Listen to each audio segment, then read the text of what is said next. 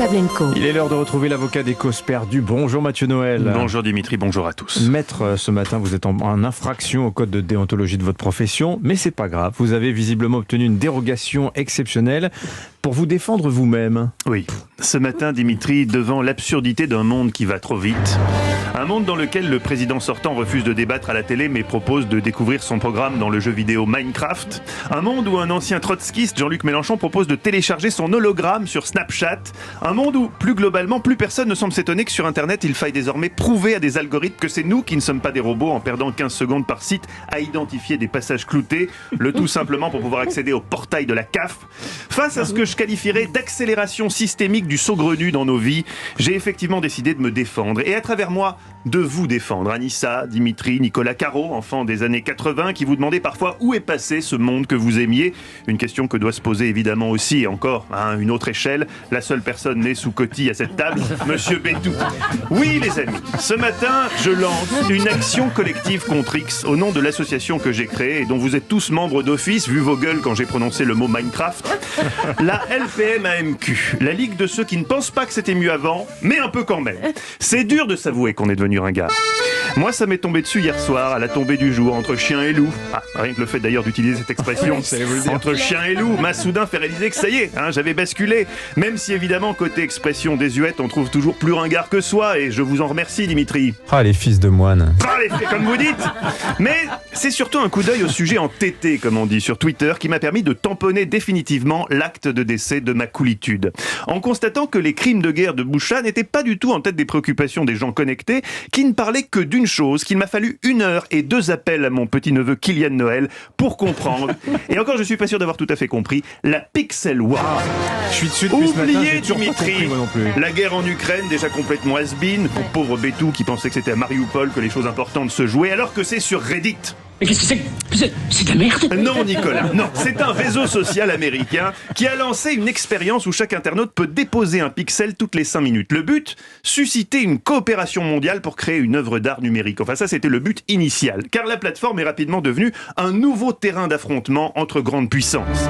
Les Français tentant d'effacer à coups de pixels le drapeau ricain, le recouvrant d'une grosse tour Eiffel, elle-même grignotée par les assauts des internautes espagnols tentant de la transformer en tortilla géante, pour coordonner les assauts de véritables stratèges qui nous démontrent, comme à l'époque des généraux d'Empire, qu'aux âmes bien nées, la valeur n'attend pas le nombre des années. Côté français, comment ne pas citer Kameto, 656 000 abonnés sur Twitter et véritable Masséna du pixel chauvin, Murat du NFT, qui harangue ses troupes dans des vidéos autrement plus émouvantes que celles de Zelensky. On met des pixels, ils s'en remettent. On s'est battu contre les Américains, etc. Ils nous ont détruits, on a reconstruit, etc., etc. Et aujourd'hui, les Espagnols se sont alliés et là, ils essayent de nous baiser. Mais on ne se laissera pas faire. À la LPM-AMQ, on se sentait déjà déphasé, mais alors cette Pixel War, ça a été le coup de bambou. Alors évidemment, l'opération a eu le mérite d'agir comme un tamis à con, dans le sens où, oui, voyant l'engouement des jeunes, certains partis politiques ont tenté de récupérer le phénomène et de s'y agréger, en disant qu'ils arrivent peut-être à grappiller 2-3 voix chez les 18-25 ans. Ainsi, on ne jettera pas la pierre à Éric Zemmour, dont la culture geek doit s'arrêter à la Game Boy, mais à ses équipes qui ont cru judicieux de tweeter ceci.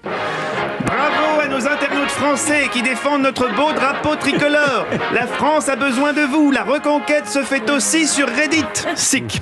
On a connu des fins de campagne plus haut de gamme. D'autant que je vous le disais, le président candidat Macron ne daignera pas se joindre à l'ultime débat télévisé. Pas grave, toutes ces idées sont à découvrir dans son QG de campagne virtuel sur Minecraft, où l'électeur exigeant trouvera tout ce qu'il faut. Je cite, salle de meeting, café, restaurant et même salon de coiffure. Tiens Dimitri, un salon de coiffure virtuel, ça peut intéresser les gens qui, comme vous, ont virtuellement des cheveux.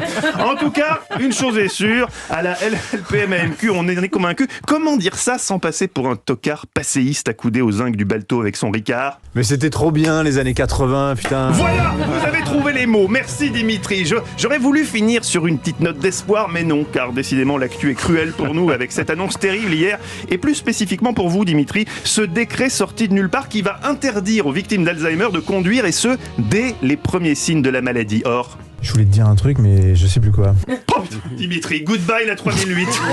Ah, c'est vraiment trop dur en ce moment pour nous. Ah, les temps sont durs. J'ai appris que Herbert von Karajan détestait les chauves il y a quelques minutes avec Lord d'Autriche, Ouais. décidément. Il Quelle journée. détestait les chauves. Il a imposé il à ses musiciens de porter des perruques. Cruel.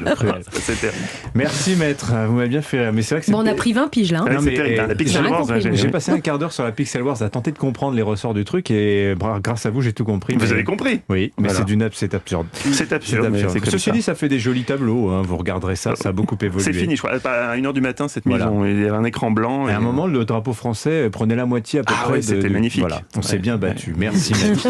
On vous retrouve à 16h dans Historiquement Votre Ouais. menu aujourd'hui. Avec